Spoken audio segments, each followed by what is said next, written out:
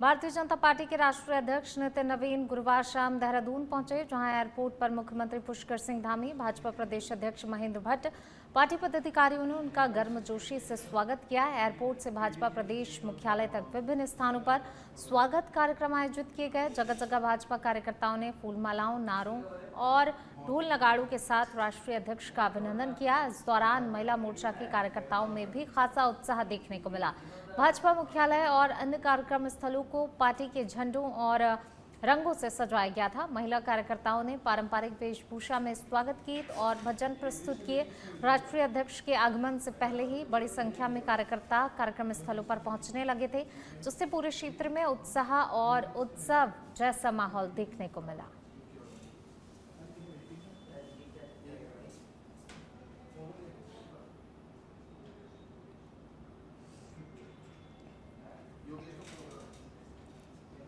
तो देहरादून से ये खबर आपको बता रहे हैं। देखिए, फूल मालाओं, नारों के साथ भव्य स्वागत यहां पर किया गया। महिला मोर्चा के कार्यकर्ताओं में भी खासा उत्साह इस दौरान नजर आया। देखिए किस तरीके से भव्य और जोरदार स्वागत यहां पर राष्ट्रीय अध्यक्ष का हुआ है। मुख्यमंत्री पुष्कर सिंह धामी भी जो है देखिए बुके भेंट करते हुए नितिन नवीन को, और कितना ज़्यादा उत्साह है यहाँ पर तमाम कार्यकर्ताओं में। भारी हुजूम यहाँ पर कार्यकर्ताओं का, समर्थकों का, आम जनता का, सभी का नजर आया। जो है महिला मोर्चा कार्यकर्ताओं में भी खास उत्साह नजर आया। तो भव्य अगवानी स्वागत, जोरदार स्वागत जो है हुआ है बीजेपी के राष्ट्रीय अध्यक्ष नितिन नवीन का। एयरपोर्ट पर खुद अगवानी करने पहुंचे मुख्यमंत्री पुष्कर सिंह धामी और बुके भेंट की।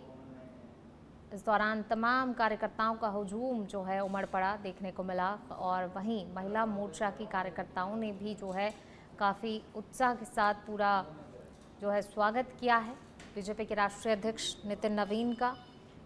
देहरादून से ये तस्वीरें देखिए, जगह जगह जो है नितिन नवीन का भव्य स्वागत, अभिनंदन किया गया। भगवामय जो है ये क्षेत्र नज़र आया जब नितिन नवीन पहुंचे, तो जहां पर भी नज़र दौड़ी लोगों की, भगवामय जो है नज़र आया क्षेत्र। और ज़्यादा बातचीत के लिए सहयोगी योगेश हमारे साथ जुड़ गए हैं। योगेश, देखिए नितिन नवीन का जो है पहुंचने पर जोरदार भव्य स्वागत किया गया, और साथ ही अगर बात की जाए तो देखिए पूरा क्षेत्र जो है भगवामय नजर आया है। बिल्कुल, आपने बिल्कुल सही कहा कि इस समय तो पूरा देहरादून ऐसा लग रहा है जैसे पूरा भगवा में नहा रखा है। हर तरफ भगवा ही भगवा, और उनके बड़े नेताओं के बैनर, पोस्टर नजर आ रहे हैं, क्योंकि राष्ट्रीय अध्यक्ष पहुंचे हैं। और पहली बार राष्ट्रीय अध्यक्ष पहुंचे हैं जब से उन्होंने राष्ट्रीय अध्यक्ष की कमान संभाली नितिन नवीन ने, तब से वो पहली बार उत्तराखंड पहुंचे हैं। और ऐसे में उनका स्वागत बहुत बड़ी संख्या में जो कार्यकर्ता हैं वो मौजूद हैं, वो कर रहे हैं। और सबसे बड़ी बात यह है कि जॉली ग्रांट एयरपोर्ट में जब वो पहुंचे, वहां से लेकर और जब भाजपा प्रदेश कार्यालय में पहुंचे तो 10 स्थानों पर, अलग अलग स्थानों पर उनका स्वागत किया गया। हर जगह उनके कोई ना कोई बड़े नेता मौजूद रहे, सभी ने उनका स्वागत किया। और अब बैठक शुरू होगी थोड़ा देर में, एक लंबी चौड़ी बैठक वो करेंगे। और 3 दिवसीय दौरा है, 3 दिन तक वो उत्तराखंड में रहेंगे, अलग अलग बैठकें करेंगे, उत्तराखंड के अलग अलग स्थानों में जाएंगे। और इसके जो बैठकें हैं वो बहुत महत्वपूर्ण मानी जा रही हैं, क्योंकि 2027 का चुनाव है। 27 का चुनाव ऐसा है कि देखते ही देखते पता नहीं चलेगा कि कब 2027 आ गए और कब चुनाव हो गए, तो इसलिए बहुत ज्यादा जरूरी है। वैसे भी जब भाजपा की बात करते हैं तो वो हर समय एक्टिव मोड में रहती है, वो कोशिश करती है कि हम चुनाव में बने रहें, और तीसरी बार इस बार तो उत्तराखंड में उन्हें जीतने के लिए आगे बढ़ना है। ऐसे में राष्ट्रीय अध्यक्ष, प्रदेश अध्यक्ष मुख्यमंत्री पुष्कर सिंह धामी और बड़े नेताओं के साथ बैठकर बैठक करेंगे और जरूर रणनीति तय करेंगे और अपनी रणनीति को और ज्यादा मजबूत करेंगे। बिल्कुल योगेश, जैसा कि आपने कहा, देखिए कई बैठकें होनी है और अब से थोड़ी देर बाद जो है जो बैठक शुरू होने वाली है। अगर इस बैठक की बात की जाए, कौन कौन इस बैठक में शामिल होने वाला है और मुख्य एजेंडा इस बैठक का क्या रह सकता है? बिल्कुल, कोर कमेटी की बैठक है ये, और इसमें मुख्यमंत्री पुष्कर सिंह धामी तो मौजूद रहेंगे ही, उनके साथ प्रदेश अध्यक्ष मौजूद रहेंगे। संगठन जो महामंत्री हैं प्रदेश संगठन के, अजय, वो भी मौजूद रहेंगे। इसके साथ ही जितने बड़े, चाहे वो हम महामंत्री की बात करें या फिर हम सारे विधायकों की बात करें, मंत्रियों की बात करें, वो सभी इसमें मौजूद रहेंगे। कोर कमेटी की बैठक है और इसमें बिल्कुल ये तैयारी, ये बैठक मजबूती को लेकर है कि आने वाले चुनाव में और कैसे मजबूत हुआ जाएगा, किस तरह से अपने आप को मजबूत किया जाएगा, इसको लेकर ये पूरी बैठक की जा रही है। जी बिल्कुल, शुक्रिया आपका इस तमाम जानकारी को साझा करने के लिए।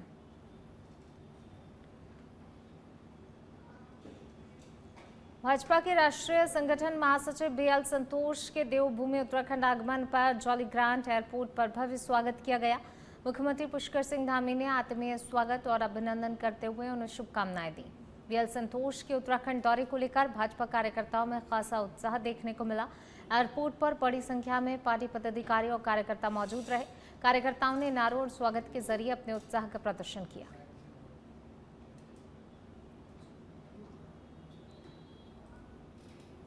देहरादून में भाजपा के राष्ट्रीय अध्यक्ष नितिन नवीन के प्रस्तावित उत्तराखंड दौरे को लेकर संगठन और सरकार ने तैयारियां तेज कर दी हैं। मुख्यमंत्री आवास में आयोजित अहम रणनीतिक बैठक में पूरे दौरे की रूपरेखा पर विस्तार से चर्चा की गई। बैठक में कार्यक्रम स्थलों के चयन, कार्यकर्ताओं के संवाद कार्यक्रम, संगठनात्मक बैठकों और जनसभाओं को लेकर मंथन हुआ। इसके साथ ही दौरे को सफल बनाने के लिए जिम्मेदारियों के बंटवारे और व्यवस्थाओं को अंतिम रूप देने पर भी सहमति बनी। बैठक में मुख्यमंत्री पुष्कर सिंह धामी के साथ प्रदेश भाजपा अध्यक्ष एवं राज्यसभा सांसद महेंद्र भट्ट एवं पूर्व मुख्यमंत्री त्रिवेंद्र सिंह रावत, राज्यसभा सांसद अनिल बलूनी और भाजपा संगठन महामंत्री अजय कुमार मौजूद रहे। नेताओं ने तय किया कि राष्ट्रीय अध्यक्ष का दौरा संगठन को मजबूती देने और जमीनी कार्यकर्ताओं से सीधा संवाद स्थापित करने पर केंद्रित रहेगा।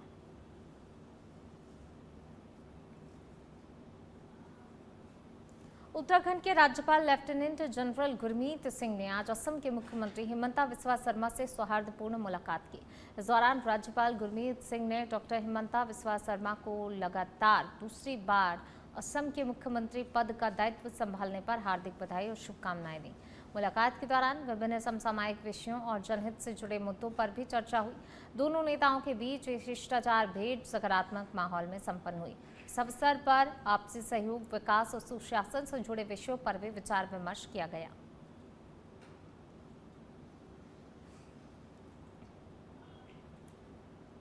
उत्तराखंड के राज्यपाल लेफ्टिनेंट जनरल गुरमीत सिंह ने असम यात्रा के दौरान लोक भवन में असम के राज्यपाल लक्ष्मण प्रसाद आचार्य से शिष्टाचार मुलाकात की। इस दौरान दोनों ही नेताओं के बीच समकालीन मुद्दों, सुशासन, सांस्कृतिक संवर्धन और राष्ट्रीय महत्व के विभिन्न विषयों पर सार्थक चर्चा हुई। मुलाकात सकारात्मक और सौहार्दपूर्ण वातावरण में संपन्न हुई, जिसमें कि राज्यों के विकास, सांस्कृतिक विरासत के संरक्षण और जनहित से जुड़े हुए मुद्दों पर भी विचार विमर्श किया गया।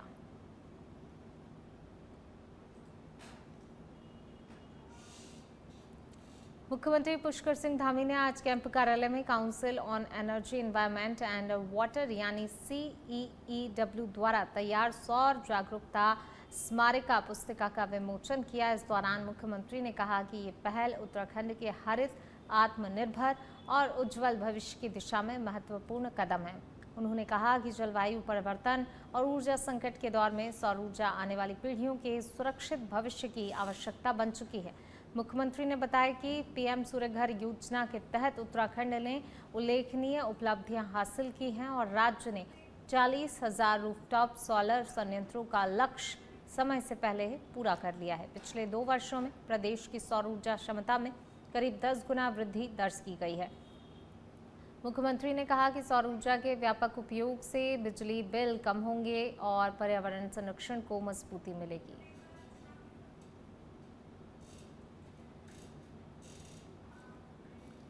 कुंभ मेला 2027 से पहले हरिद्वार को बड़ी सौगात मिलने जा रही है। शहर में करीब 861 करोड़ रुपए की लागत से नई रिंग रोड बनाई जाएगी, जिससे कि हरिद्वार को भारी ट्रैफिक जाम से राहत मिलने की उम्मीद है। ये रिंग रोड भाद्राबाद से शुरू होकर लगभग 15 किलोमीटर लंबी होगी। परियोजना के तहत एक ओवरब्रिज, एक रेलवे ओवरब्रिज, 8 फ्लाईओवर और गंगा नदी पर 2.5 किलोमीटर लंबा भव्य पुल बनाया जाएगा। इस सड़क के शुरू होने के बाद दिल्ली, उत्तर प्रदेश और पंजाब से आने वाले श्रद्धालु को हरिद्वार शहर के भीतर ट्रैफिक में फंसना नहीं पड़ेगा और वे सीधे नजीमाबाद रोड से नैनीताल या फिर कोटद्वार की ओर जा सकेंगे। प्रशासन का मानना है ये परियोजना आगामी कुंभ मेला, कांवड़ यात्रा और 4 धाम यात्रा के दौरान यातायात व्यवस्था की सुगम बनाने में महत्वपूर्ण भूमिका निभाएगी।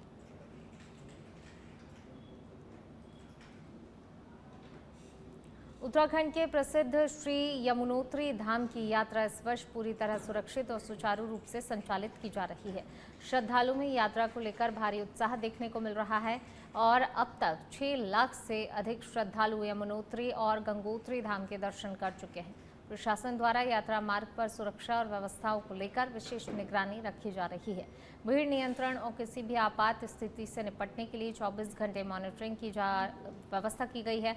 यात्रा मार्ग पर पुलिस प्रशासन स्वास्थ्य विभाग की टीमें लगातार तैनात है ताकि श्रद्धालु को किसी भी प्रकार की कोई भी परेशानी का सामना ना करना पड़े। वहीं प्रशासन ने यात्रियों से अपील की है वे उत्तराखंड पर्यटन विकास परिषद की आधिकारिक वेबसाइट के माध्यम से पंजीकरण करवाकर ही यात्रा पर निकले, जिससे कि यात्रा व्यवस्था सुचारू बनी रहे।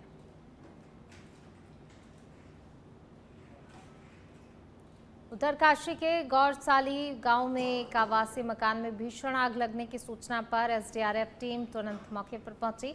उप निरीक्षक गब्बर सिंह के नेतृत्व में एसडीआरएफ जवानों ने फायर सर्विस, पुलिस, ग्रामीणों के साथ मिलकर राहत और अग्निशमन कार्य शुरू किया। त्वरित कार्रवाई के चलते आग पर समय रहते काबू पा लिया गया और आसपास के मकानों को सुरक्षित बचा लिया गया। हालांकि इस हादसे में एक गाय और एक बछड़ा जल गए। प्रभावित मकान ग्राम गौरसाली निवासी देवेंद्र सिंह रावत का बताया गया है। संयुक्त प्रयासों से एक बड़ा हादसा टल गया है।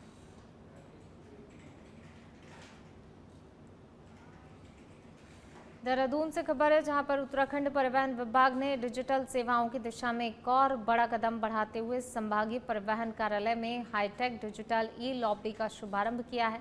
इस आधुनिक सुविधा का लोकार्पण प्रदेश के परिवहन मंत्री प्रदीप बत्रा ने किया।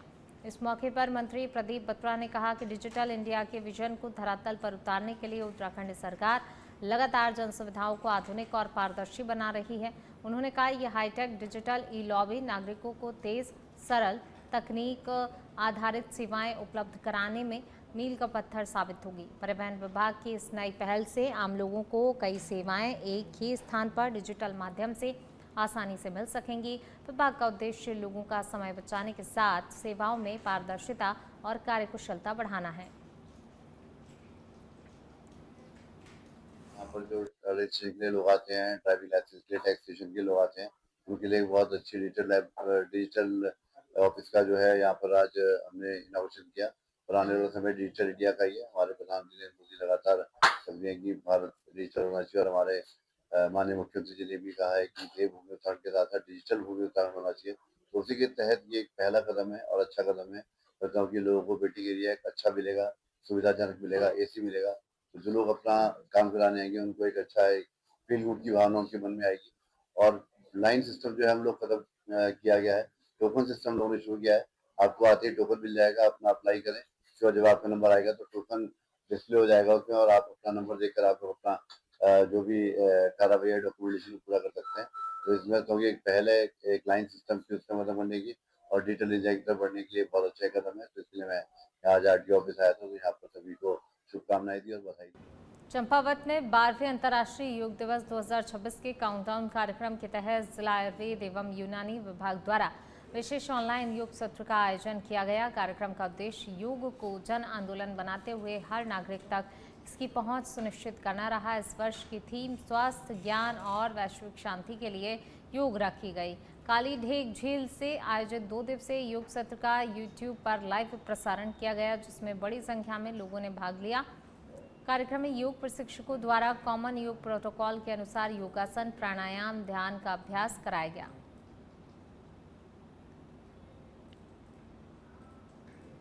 मसूरी देहरादून मार्ग पर गज्जी बैंड के पास गुरुवार को बड़ा सड़क हादसा हुआ, जहां पर पानी का टैंकर अनियंत्रित होकर करीब 50 फीट गहरी खाई में गिर गया। इस हादसे में चालक गंभीर रूप से घायल हो गया, जिससे कि स्थानीय लोगों और पुलिस की मदद से रेस्क्यू कर उप जिला चिकित्सालय मसूरी पहुंचाया गया, जहां पर डॉक्टरों ने उसे मृत घोषित कर दिया।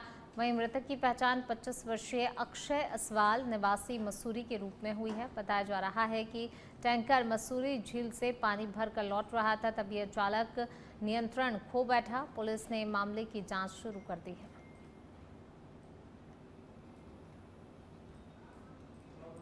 चमोली जिले में बढ़ती हुई गर्मी के बीच वनाग्नि की घटनाएं लगातार बढ़ती जा रही हैं। गोपेश्वर के पास कुहेड़ और सहकोट के जंगलों में पिछले 3 दिनों से भीषण आग लगी हुई है, जिसने अब विकराल रूप ले लिया है। बुधवार रात आग कुहेड़ गांव के नजदीकी जंगलों तक पहुंच गई, जिससे कि ग्रामीणों में दहशत का माहौल बन गया। आग के लपटों और धुएं के कारण कई लोग पूरी रात जागते रहे। वन विभाग की टीमें भी लगातार आग बुझाने में जुटी हैं, लेकिन पहाड़ों का खड़ी और चट्टानी भूभाग राहत कार्यों में बड़ी चुनौती बना हुआ है। जंगलों से उठ रहे धुएं के कारण गोपेश्वर और आसपास के क्षेत्रों में धुंध जैसी स्थिति बन गई है। धुएं से लोगों को सांस लेने में काफ़ी ज़्यादा परेशानी हो रही है। खासकर बुजुर्गों और बच्चों को अधिक दिक्कतों का सामना करना पड़ रहा है। उत्तराखंड के चक्राता त्यूड़ी क्षेत्र में वनाग्नि लगातार कहर बरपा रही है। चक्राता वन प्रभाग की देवघार रेंज के झड़सू पानी क्षेत्र में भड़की भीषण आग ने देखते ही देखते विकराल रूप धारण कर लिया, जिससे कि कई सेब के बागान और ग्रामीणों की छानियां जलकर राख हो गईं। चीड़ की सूखी पत्तियों और तेज हवाओं के कारण आग तेजी से फैलती गई और दूर दूर तक धुएं का गुबार दिखाई दिया। इस घटना में 1 दर्जन से अधिक सेब के बागान और 3 छानियां नष्ट हो गईं, जिससे किसानों को भारी नुकसान हुआ। प्रशासन ने अलर्ट जारी कर राहत और बचाव कार्य के निर्देश दिए हैं, तेज कर दिए हैं यहाँ पर प्रयास। हालांकि आग पर अभी भी पूरी तरह से काबू नहीं पाया जा सका है।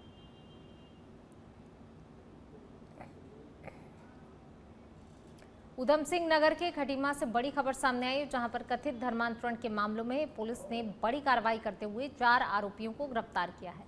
एसएसपी अजय गणपति के निर्देशन में गठित विशेष टीम ने ये कार्रवाई की। पुलिस के अनुसार आरोपी गरीब, भोले भाले और थारू समाज के लोगों को पैसों, इलाज, आर्थिक सहायता और अन्य प्रलोभन देकर ईसाई धर्म अपनाने के लिए दबाव बना रहे थे। इतना ही नहीं, विरोध करने पर जान से मारने और परिवार को नुकसान पहुंचाने की धमकियां देने की भी आरोप है। पुलिस जांच में सामने आया कि प्रार्थना सभाओं, धार्मिक किताबों, बैठकों के जरिए लोगों को प्रभावित किया जा रहा था। आरोपियों द्वारा धर्म परिवर्तन के बदले हर महीने 6,000 रुपए और 2 लाख रुपए तक देने का लालच भी दिया जा रहा था।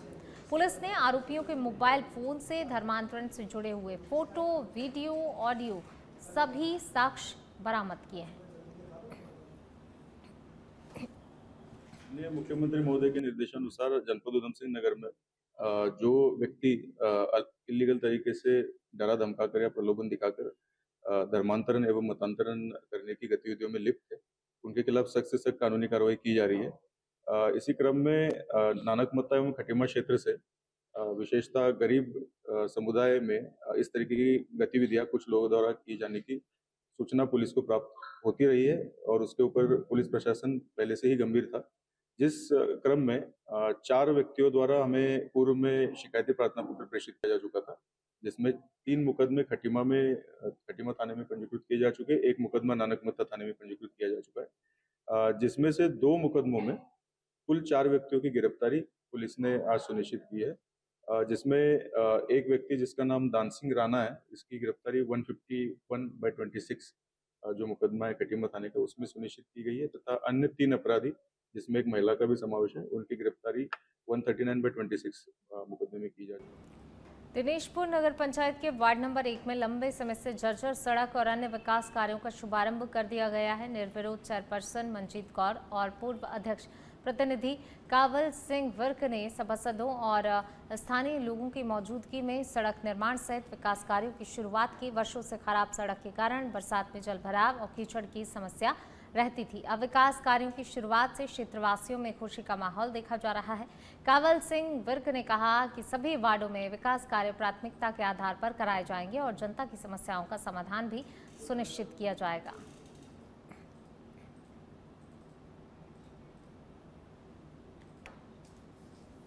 तो हमारा शुरू हुआ है यहाँ पहला सलियाना वार्ड नंबर 1 में हुआ है।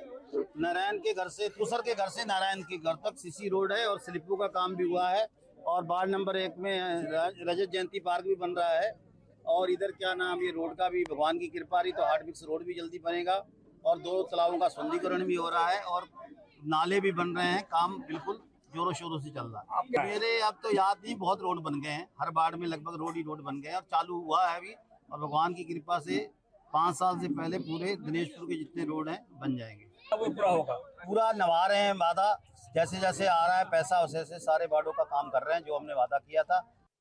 आज वार्ड नंबर 1 में सड़क निर्माण कार्य पूरा हो गया था, उसकी वजह से आज यहाँ उद्घाटन समारोह था और सभी हमारे चेयरमैन साहब, बड़े भाई कावल सिंह बिग जी, बाकी सभासदगण सब साथ में थे और वार्डवासी पूरे जनता यहाँ थे और उस सामने उद्घाटन हुआ है। चंपावत के टनकपुर में जिलाधिकारी मनीष कुमार के निर्देश पर मुख्य पूर्णागिरी मार्ग पर परिवहन विभाग ने सघन चेकिंग अभियान चलाया। संभागीय परिवहन अधिकारी मनोज बगोरिया के नेतृत्व में अभियान में नियमों की अनदेखी करने वाले वाहन चालकों के खिलाफ सख्त कार्रवाई की गई। 60 वाहनों के चालान किए, 2 वाहनों को सीज किया गया। ओवरलोडिंग में 26, बिना टैक्स 19, बिना लाइसेंस 7, बिना परमिट 4 और बिना फिटनेस 1 वाहन का चालान काटा गया। इसके अलावा ड्रिंक एंड ड्राइव के 2 मामलों में भी कार्रवाई की गई। अभियान के दौरान पुलिस के सहयोग से सड़क सुरक्षा, यातायात नियमों का जागरूकता अभियान भी चलाया गया।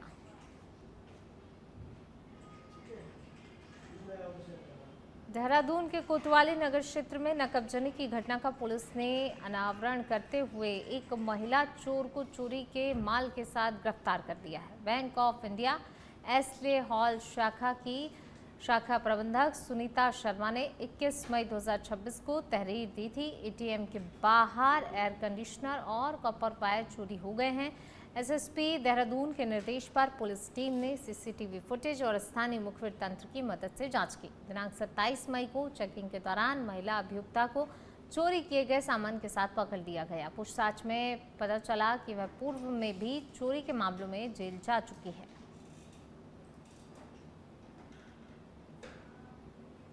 देहरादून में आरटीआई एक्टिविस्ट के खुलासे के बाद बद्री केदार मंदिर समिति द्वारा दान की राशि के कथित दुरुपयोग को लेकर सोशल मीडिया पर उठे विवाद के बीच बीकेटीसी अध्यक्ष हेमंत द्विवेदी ने अपना पक्ष रखा है। उन्होंने कहा, वर्तमान कार्यकाल में दान की राशि खर्च नहीं की गई है और सोशल मीडिया पर फैल रही जानकारी भ्रामक और सनसनी फैलाने वाली है।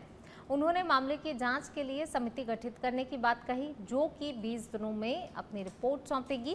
द्विवेदी ने यह भी कहा कि 4 धाम यात्रा के दौरान संस्था को बदनाम करने की कोशिश की जा रही है और संबंधित भुगतान पूर्व कार्यकाल से जुड़े हो सकते हैं। देखिए, सबसे पहले तो मैं ये बात कहना चाहूँगा कि मैं पहले ही दिन से मैंने ये बात कहा भी था और ये वास्तव में गंभीर विषय है और आप हमारे कई पत्रकार मित्र और कई हमारे पास आए भी थे। आप जानते हैं कि 1 वर्ष और 1 महीने का कार्यकाल मेरा हो चुका है। अभी तक मैंने जो है, मैं पहले अपनी ओर से अपनी बात बता दूं और अपनी कार्यप्रणाली के बारे में बता दूं कि मैंने अभी तक वहां पर 1 रुपये का भी टीए कोई भी बिल, और जितनी मैंने यात्राएं भी की हैं तो मैंने कोई मंदिर समिति से आज तक वहां पर कोई भी 1 रुपये का पैसा नहीं लिया है। ये मैं खुले तौर पर आपके चैनल के माध्यम से कहना चाह रहा हूँ कि मंदिर समिति में मैंने अपने से शुरू किया था कि कोई भी मंदिर का दान का पैसा पूरी तरह से जो कोई व्यक्तिगत उपयोग में नहीं आएगा और उसको लेकर मैंने समय समय पर बहुत कड़ाई से वहाँ पर कार्य भी किया। और आपने देखा है पिछले इन 1 वर्षों के अंदर बहुत सारी चीज़ें वहाँ पर प्रशासनिक फेरबदल भी हुए हैं। लेकिन जहाँ तक मैं ये कहूँ कि ये संज्ञान में जो मेरे विषय आया है अभी, या मीडिया के माध्यम से और सोशल मीडिया के माध्यम से, ये गंभीर विषय है और तत्काल मैंने इस पर जो है कि कल ही इस पर एक जाँच कमेटी गठित कर दी और जाँच कमेटी आने के बाद में निश्चित ही मैं उन पर कड़ी से कड़ी कार्रवाई करूँगा। और जो सोशल मीडिया के माध्यम से आप देख रहे हैं कि आरटीआई, इसके पीछे कहीं ना कहीं कोई एक षड्यंत्र है जो सरकार के खिलाफ और जो चुनावी वर्ष होने के